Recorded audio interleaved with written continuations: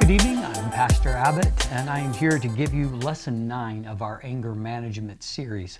So in our last lesson, we talked about processing anger towards your spouse, and we are going to kind of keep it within the family here tonight, but we're going to be looking more particularly at how to help children handle anger.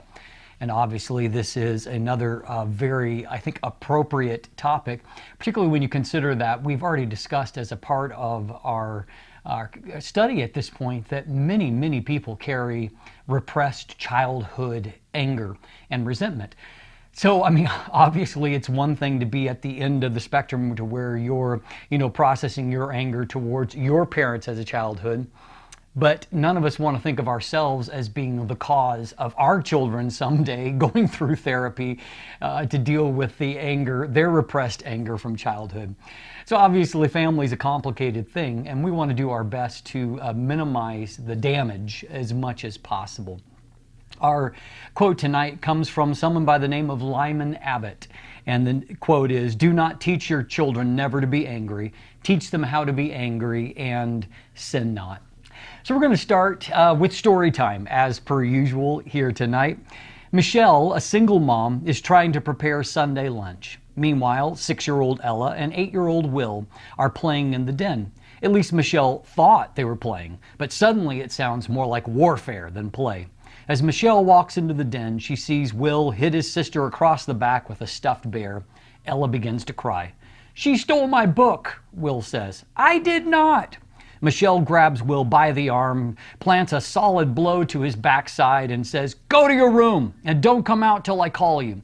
Then she turns to Ella and says, "How many times have I told you not to mess with your brother's things?" "I didn't," Ella protests. "I was just trying to get on the couch and he hit me." "I don't want to hear it," Michelle says. "I can't even get lunch ready without you two fighting. You go to your room and I'll call you when lunch is ready." "You always blame me," Ella says as she runs to her room. In the kitchen, Michelle hears Ella's door slam and sighs. She knows she could have handled the episode better, but how? Well, hopefully we'll get a few clues to that question here tonight. There really are few parental responsibilities that are more important than teaching your children how to handle anger constructively. But as in many areas when it comes to parenting, I think that we as parents often feel very ill-equipped in this area. When we observe our children handling anger inappropriately, we often panic and react, and then we respond negatively ourselves. We miss golden opportunities to train our children. So the first thing that we have to, come to grips with is that our children will experience anger. We don't have to teach them to be angry. Neither can we stop them from becoming angry at times, because there will be legitimate triggers for anger within their lives. So what we have got to do, as we're trying to do for ourselves, is to help to train them to properly manage their anger. And of course, as parents, we will be the most influential people in developing our children's pattern of anger management. So the single first or most important thing to remember is that our children need emotional love. Love is the foundation for a healthy relationship with them. And if a child does not feel loved by their parent, their anger and their resentment will run deep. And it will cause them to reject efforts by the parent to teach them. If a child's love tank, as we sometimes refer to it, is empty, it will be a source of anger, and arguably a legitimate source of anger, because children instinctively know that their parents are supposed to love their children. And so if they don't feel like their parents love them, it will seem unfair, which will be a trigger for anger, as anger is a response most typically to injustice, to, unfairness, although fairness and justice are not always the same thing. So we'll start tonight by, just kind of quickly highlighting the aspect of love languages. Our children, if you have more than one child, your children are not carbon copies of of one another. They come at, the birth order often influences how their psychological development goes. And of course, they have a unique innate personality type that is not a cookie cutter of the next child. And so we have to learn to understand our children well enough that we don't try to treat them all the same. And that's one of the things, by the way, that parents often say, I try to teach them, or I try to treat them all equally. That's actually a mistake. I understand what's being said, but we cannot treat our children equally. We can't even discipline them equally because they're not equal or identical persons, but rather they each have their own unique needs, and so we have to tailor our response to who and what they are. And the more that we become aware of our children and invest in our children, the more equipped we will be to make them feel loved and nurtured, even if that has to be handled in a somewhat different way for each child. There's been a lot of study, actually by Dr. Chapman and others, that look at the various love languages with a recognition that not everyone communicates love the same way, nor does everyone feel love the same way. So the 5 primary love languages are words of affirmation, quality time, the giving of gifts, acts of service, and physical touch. Now, it's important to recognize that your children need all of these things, but there is going to be one primary way where they feel loved, the way that their love tank is most filled. And often, by the way, one of the if you're trying to figure out your child's love language and you say, I don't really know what it is, one of the kind of the keys, the hacks, so to speak, is to observe the way that they show love. If they're a very physical, affectionate person, well, there's a good chance that what they're looking for is what they're giving, physical touch. If they really delight in the giving of gifts, then that's a good sign there, and so on and so forth. That if you observe their behavior and see the ways that they choose to express love, it's most likely because that's the way that they think love in that kind of way, and so that you can feed that and you can focus on the area where your efforts make the most have the most benefit in their lives. Now, when I have polled rooms full of people in the past, almost everyone has said that love within marriage should be given unconditionally. We sometimes forget that that is also true in our relationship with our children. Many parents are guilty of only giving love to their children when they're in a good mood or when their children are, acting the way that they want them to act. And love, unfortunately, can sometimes become a bit of a reward system rather than a constant in their lives, with parents mistakenly thinking that if they withhold love, it will motivate their children to the right kind of action. But that's not true. It actually just breeds resentment and rebellion within children when love is withheld, because love is not something that's designed by nature to be a motivator or to be something that is conditional upon a certain set of behaviors. There's a really, I think, a strong insight in a book by Dr. Jordan Peterson called 12 Rules for Life. And he describes a scenario that probably most people can relate to. And that is that they have observed at some point a child that is melting down, let's say in Walmart, and and they're screaming and they're throwing a fit and drawing all kinds of attention. And very often what you will see is a parent trying to appease the child by offering them treats, offering to purchase them this or that, just trying to bribe them into behaving in the moment. And so in that moment, unfortunately, they are reinforcing negative behavior. The message that they are sending is because they want to just, de-escalate the situation. But the message that they're sending to that child is that poor behavior will get rewards.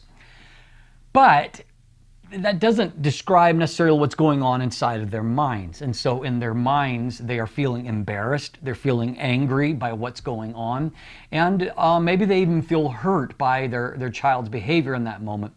And because they're just trying to de-escalate the situation in the present, there's a negative reinforcement of bad behavior taking place. But very often, the counterpart to that is that there is a rejection of positive behavior. And what I mean by that is that later on, maybe the child is coming to show them a picture that they drew, or, looking for some kind of affirmation, maybe even coming for a hug later on.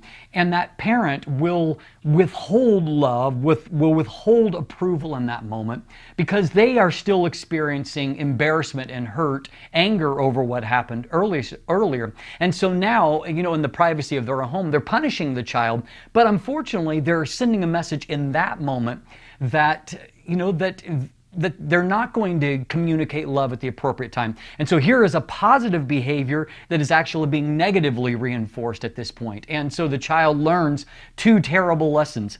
One, that bad behavior in public will get you rewarded. And the second, in that good behavior very likely can end up in a punishment. And obviously that's not what parents set out to do, but that's what they often inadvertently accomplish. And so we have to learn that we must be consistent in our love and in our expression of love for our children, even when we aren't happy with them or have to correct them. And I think the final word on correction needs to be a reaffirmation of love for them. It's in those moments where they feel insecure and maybe are unsure of love, and so they need that reinforcement the most. So the question is asked often by parents, well, if I do that, aren't I rewarding bad behavior? The answer is no, because love, again, is not a reward, and we need to kind of deprogram our minds from thinking that way.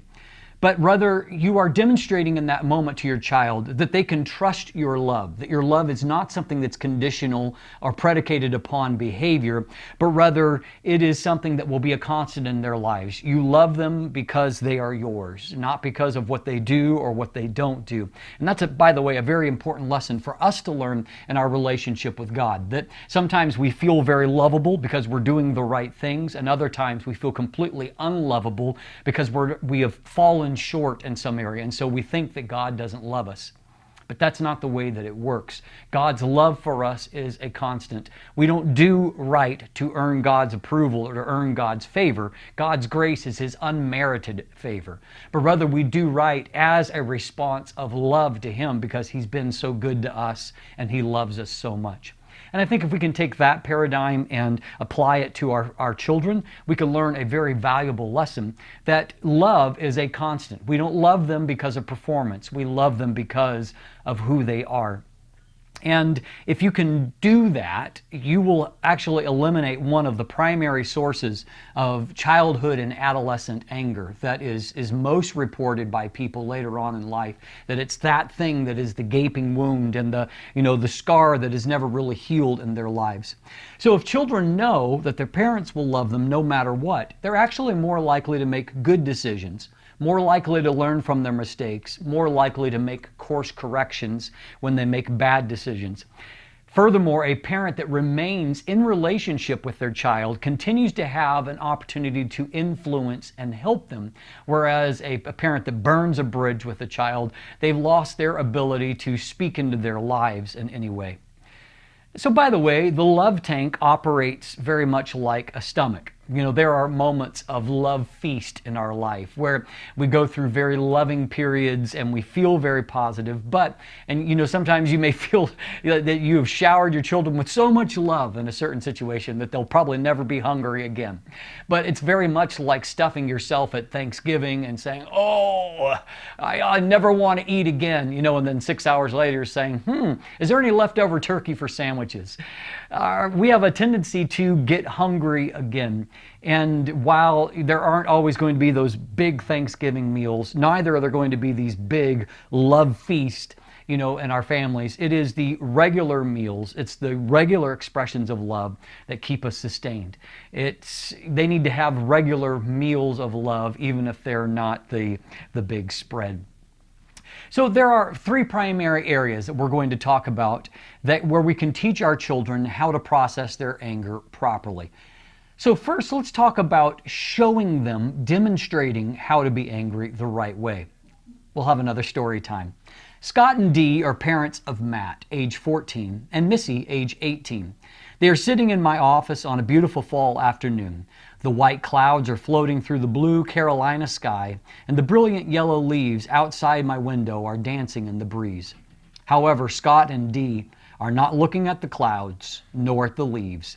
Their eyes focus on my gray carpet. Scott begins their story. We feel like a failure with our son. Our daughter never caused us any problems, but we've always had struggles with our son. The main problem is his anger. This year has been the worst. Maybe it's because he's a teenager now. It's like he doesn't respect us, Dee adds. He screams at me all the time. Everything I do is wrong. And now he started screaming at his father. We have got to have help. With that information, I began a dialogue with the parents. How do you typically respond to Matt's yelling and screaming? I asked Scott. Well, usually I'm calm. And I try to listen to him and reason with him. But after a while, he becomes so illogical that I lose my cool and end up yelling at him.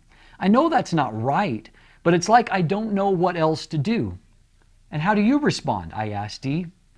We've always screamed at each other, she said. I don't think he should be allowed to talk to us that way. I scream at Matt, and when he leaves, I scream at Scott. I tell him that he shouldn't let Matt talk to us that way. I'm a wreck. Maybe I'm the one that needs help. Dee's openness so early in our conversation surprised me. I could tell that she was desperate. She wasn't playing games. She sincerely wanted help. I'm glad you have come today. I believe that the first step is always reaching out for help. I want to assure you that a lot of other couples have struggled with similar situations, and I believe that there are answers. But I want to begin by asking you a few questions that may seem to be unrelated, but I think will help us to get perspective on things. Okay? They agreed, and I began by asking Scott to recall his childhood and tell me how his parents handled anger in their relationship. My father was the angry one, he said. I don't mean he was angry all the time. He was basically a good man, but once in a while he would lose his temper and yell at Mom or me, he said. And how did your mom respond to his yelling? We both clammed up, he said. When Dad started yelling, we knew there was no need to respond. I think Mom had learned that it would simply escalate matters, so if he got loud, she got silent. And that's basically what I did. Dad would sputter on for a while and then walk out of the room. And the next day, he acted like nothing had ever happened. It was never brought up again. Fortunately, this didn't happen too often, so most of my childhood was rather calm and good. What about your home, Dee? How did your parents handle anger? She smiled and said, I grew up in an Italian home. We were always loud. Everyone screamed at everybody. But when it was over, it was over. Nobody carried a grudge. Everybody had their say, and it was finished. I want to make an observation, I said. Scott, I think I remember you saying that typically in your response to Matt, you tend to be quiet. But after a while, you lose your temper and yell back at him. Is that correct? Scott nodded. So you respond to Matt's yelling in the same way you and your mother responded to your father's yelling. Is that correct? Yes, except that I eventually start yelling at Matt. I never did that with my father. And Dee, if I heard you correctly, you said that you and Matt have always screamed at each other, which is pretty much like it was in your childhood home. Yes, except that Matt never stops. It's never over with Matt. The reason I ask these things, I said, is because most of us learn how to manage anger by observing our parents handle anger. And typically we identify with the parent whose personality is most like ours. I haven't asked this, Scott, but I'm guessing that your personality is more like your mother than your father. Is that correct? Definitely, he said. So your most basic response to anger is to be silent. It's only after you are pushed to the limit that you explode and become like your father. Your parents had two very different ways of handling anger. Your mother withdrew in silence, and your father yelled and screamed. So you had two models. You identified most closely with your mother, but on occasion, you responded like your father. Dee, apparently in your house, your mother and father yelled at each other when angry. That was their way of processing their anger. So, as an adult, that is the method you typically follow. The differences in your marriage, of course, is that most of the time Scott does not yell back. He becomes silent. And you have your say while he sits in silence. Yes, and that makes me even madder, Dee said. I wish he would yell back at me. And yet, if I understood you correctly, you don't want Matt to yell at you. Matt is different, she said. He's our child. He's not my husband. Children shouldn't yell at parents. Did you yell at your parents? I asked. Dee was silent for a moment and then said, yes, I guess I did. Dee and Scott are illustrating the profound effect of the parenting model. They learned certain responses from their parents. Now they're modeling anger management to their son. So it's very important for us, as we've just heard from the story, to consciously examine two truths. Number one, we often pattern the methods of dealing with anger and conflict management that our parents modeled for us. And number two, we are currently teaching our children anger management by our example in the present. You see, many adults do not think of their own anger management until they observe their children's response to anger. Fortunately, adults can learn to change destructive patterns and establish new and healthier models of processing anger. But we also have to bear in mind that our children learn most from what they observe. And so we are in a continual state of demonstrating to them anger management. So we need to intentionally teach them how to be angry. Now, that sounds funny, right? I mean, aren't too many parents that have said, you know what, today the first thing on my list is I want to teach Johnny how to be angry. No, I doubt that's ever made the to-do list. But this whole class has been about changing our paradigm in the way that we look at anger. We need to recognize, as we said at the beginning, your children will get angry, and as we've learned, that's okay. There are times that they will be legitimately wronged by us as parents, by teachers, and by others. And anger is the appropriate God-given response to that stimulus. But we teach them how to do so many other things, so why not teach them how to be angry properly? Ephesians 6:4 says, "And you, fathers, do not provoke your children to wrath, but bring them up in the training and the admonition of the Lord." A child only has two ways to express their anger. The first is verbally, and the second is behaviorally. Each of these can be manifest in both positive and negative ways. On the behavioral side, they can push, shove, pull hair, bite, throw tantrums, negative. Or they can count to 100, they can leave the room, they can take a walk as positive alternatives. On the verbal side, yelling, screaming, and cursing are frequently ways that children verbalize anger. But they can also be taught to acknowledge they are angry and asking to talk about things as a positive alternative.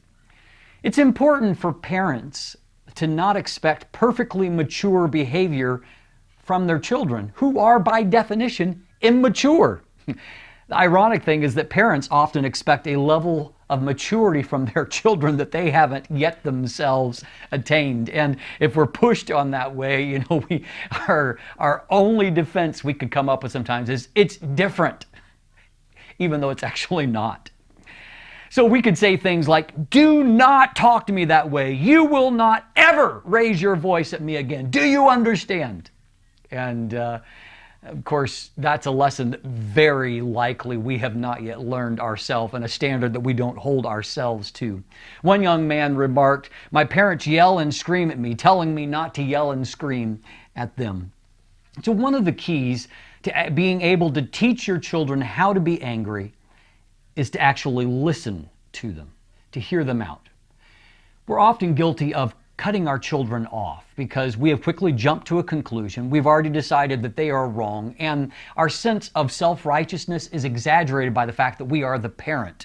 We're the authority in that dynamic. And so our base assumption is that we're right and they're wrong.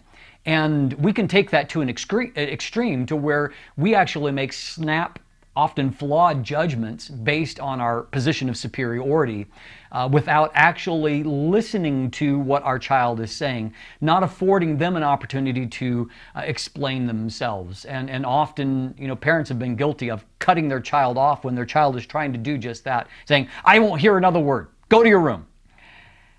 And think about how you would respond if someone did that to you right now. It would very severely frustrate you. And it frustrates them just like it frustrates us. Colossians 3:21, the Apostle Paul says, "Fathers, do not provoke your children, lest they become discouraged." The easy reading version says, "Fathers, don't upset your children. If you are too hard to please, they might want to stop trying." I think that is a really great insight right there, that we have to maintain a level of reasonableness if we want them to develop reasonably. So when we cut our children off and we don't give them a chance to speak, we often just increase their level of frustration and anger, along with inadvertently teaching them, unconsciously teaching them that rational dialogue doesn't work in conflict resolution. You can't explain yourself. There's no room for that as a part of that discourse. Well, if you remove rationality from the dialogue, what you end up with is just the yelling and the screaming and all of the negative things of conflict resolution. But if you give them attention and you show them you're willing to listen in those charged situations, their volume will often ratchet down. Don't worry, you will get the final word. You're the parent. But letting them know that you will consider their ideas and feelings will help them process their anger constructively. Don't argue with them. Listen to what they have to say. Hear them out, then deliver your verdict. They may not like your final decision, but at least they will respect, at least in their hearts, they will respect the fact that you treated them like a person rather than just steamrolling them. If the child is using negative responses to anger, focus on the anger first and the behavior second. For example, it's obvious that you are angry. I want to hear what's bothering you, but we can't talk about it while you are yelling or throwing a fit or, fill in the blank. Would you like for us to take a walk or sit down and we can talk about it? Too often we react to the behavior and we miss out on the cause of the anger, which leaves, we might be able to de-escalate the situation and bring the behavior under control, but we have missed an opportunity to address the trigger for the anger. And by the way, if our behavior mirrors the child's, they yell and so we start yelling, then we lose out on an opportunity to teach them. If a child's complaints are never considered, they will just internalize that anger. And of course, that's, as we started off talking about, many adults have repressed childhood anger. They internalized anger. They didn't process it properly. And we can, unconsciously contribute to that if we never actually listen to what frustrates our children. And so if their actual, maybe legitimate trigger is never given a legitimate hearing, they will often respond by internalizing that anger and then starting to act in a passive-aggressive fashion. And that can be manifested by subtle decisions to punish their parents, which include things like low grades, drug experimentation, sexual activity, forgetting to do homework, being generally uncooperative, a lot of things that parents don't want to deal with. And so we can help to, mitigate that by actually considering the things that are causing our children stress or anger in their lives. Now, it doesn't mean that you have to do what they are requesting. There is a possibility, maybe a good possibility, that their anger is actually distorted. But it's giving them an opportunity to make an explanation that can help to lead to a resolving of that, because even distorted anger needs to be processed and dealt with it properly. Above all, though, being willing to listen is an important step in demonstrating to your children how to positively process anger. The final thing that we'll talk about here is giving instruction. Now, this is an easy one for parents on some levels because we want to give instructions, and that is a big part of being a parent. We have a great deal to teach our children, and we are to give them instruction. Proverbs 22:6 says, "Train up a child in the way he should go, and when he is old, he will not depart from it." But I want you to consider with me Jesus' parable of the sower and the seed, and how that the sower went out, he sowed the seed. The seed is equal, it's the constant here, but the various types of soil produced radically different results depending upon the condition of the soil. And so you have instruction to give to your children. That's the seed, but you may need to help to condition the soil of their heart first. And we can do that through some of the steps we've already detailed. We can give love, model right behavior, and provide good guidance when we are preparing the soil for the seed of instruction. So, what are some effective means of giving instruction to our children? Well, with young children, teaching them Bible stories is a great opportunity. You can, be intentional about certain stories that you talk to them about. Cain and Abel, there's a negative example of processing anger. Joseph, there's a positive way. Jonah, that is some very distorted anger on Jonah's part. And, go past the whale part and look at the true, moral of the story there. And it's an important one. Even looking at Jesus' anger towards the money changer. And so telling them stories and emphasizing the principles of those stories is a great way to help to condition the soil of their heart. Memorizing scripture can help to give biblical principles and give them some tools to draw upon in moments when they are, they're struggling. And I remember with one of our children, they were going through a period of intense fear in their lives. And so we taught them a psalm that had the phrase, but the righteous are bold as a lion. And so, he would repeat to himself sometimes, bold as a lion, as a way of kind of, mentally encouraging himself. But it was giving him a tool to help him to cope. And so I think that Scripture is a powerful tool for us. It's a powerful tool also for our children. As our children get older, having open conversation with them where we talk about some of our own struggles in these areas will help them. And you have to, you have to pray for discernment of what details to disclose and, what details to omit. But I think that some vulnerability and some honesty to them helps us to become relatable to them, number one. But it also teaches them that they're not alone and that the struggles that they face are not unique to them. There's also what I would call the "oh, by the way" approach. For example, I just read an article the other day that you really should read. It's really great. It's putting bait out there and seeing if they might respond to it. Also, speaking about anger impersonally rather than confronting them about their anger will allow them to receive instruction without becoming as defensive. I also want to say this because I think it's incredibly important. I think that we as parents have to learn a little bit of humility.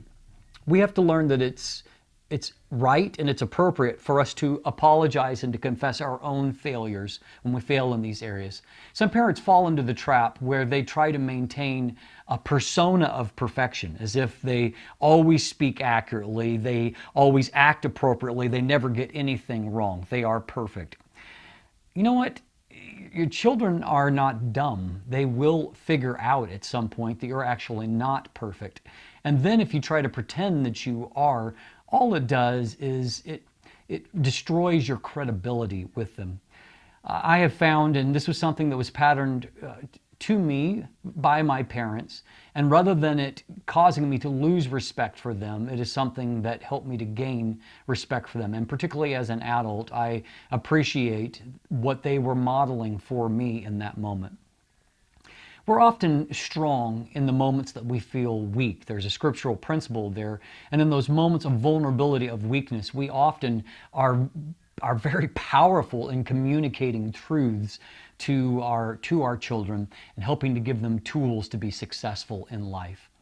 And so I hope that these techniques have helped you. And so just to reinforce the main lessons, we need to model healthy behavior for our children, remembering that we are in an anger management class all the time. They're watching the way that we manage anger.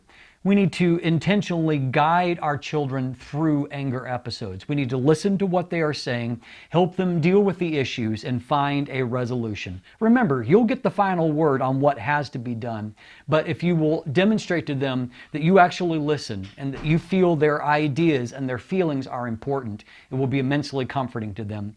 And then finally, we are to give them instruction, but instruction that is rooted in unconditional love. And letting them know that, yes, there are behaviors, there's a mark that we are shooting towards, but we're going to love them along the journey and not try to expect that they are going to be perfect when we ourselves are imperfect. I pray that these are tools that will help you in equipping your children to handle their anger more productively. In our next lesson, we'll be talking about what to do when you're angry with God. And that's always an important and necessary lesson. So I look forward to seeing you next time. God bless you. I pray that this has helped you tonight. Have a blessed evening.